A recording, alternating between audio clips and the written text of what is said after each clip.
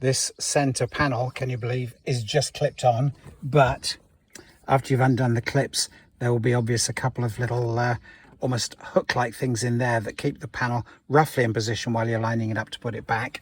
At the moment, the head unit stays where it is, so we just need to pry this trim panel away from the dashboard, pull it in this direction, and then we can think about undoing the connectors for the switches and unhooking the side kind of retainers, can't think of a better word for them, and then that will just pull away. Because I'm going to need to lie it down on its face to do the multi-plugs, I've already put a cloth here on the gear selector so that I don't go scratching anything here. You'll have to just trust me on this. It is this easy. There's room to get a hand in underneath, and then you can just work your way around, pulling away the retaining clips.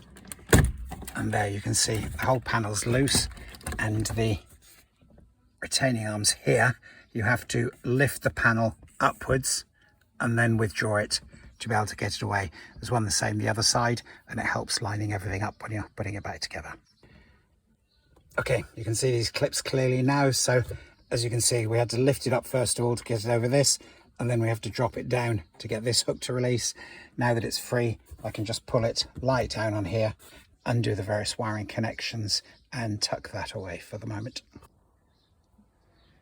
I've labelled both cables as is my way, because once everything's pulled out and kind of pushed back in behind the dashboard, if there are any extra wires that aren't being used, the white labels that I put on stuff helps me to differentiate between what needs to be reconnected and what was never connected in the first place.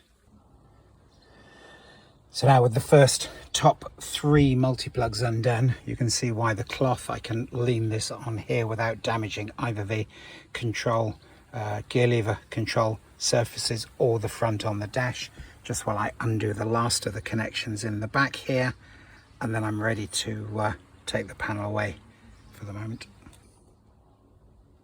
Now that I can see better behind here, this wiring loom that I labelled earlier before disconnecting, I've actually found just loops across to the other side, so I don't need to disconnect either end, which is good because this end is well buried, but it does mean obviously I can remove the redundant label from this one and carry on.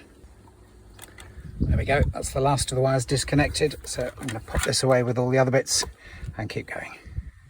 Go through the plastic backing of the dash itself, so I'm going to have to take these 4 screws out, and then you can see that the head unit is also hanging on kind of help hooks. So yeah, I'm going to have to take the 4 screws out, get the head unit drawn forwards and undo the multi-plugs, and then we're ready to think about the main instrument panel and then pulling the actual dashboard. Okay, 4 screws are undone, so the head unit should just lift upwards slightly and draw this way, and then I can undo the various connections on the back. There's going to be a GPS antenna, radio antenna, and absolutely the multi-plug for the power and the speaker connections. Thankfully Nissan have left enough play on the cables that it's easy to pull forwards. So yeah, we've got a number of different connections just to undo on the back here. I'm going to label these just because it makes it easier to put them back in again.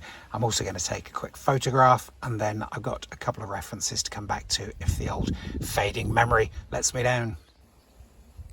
All the multi-plugs popped out nice and easily, so the head unit's now free.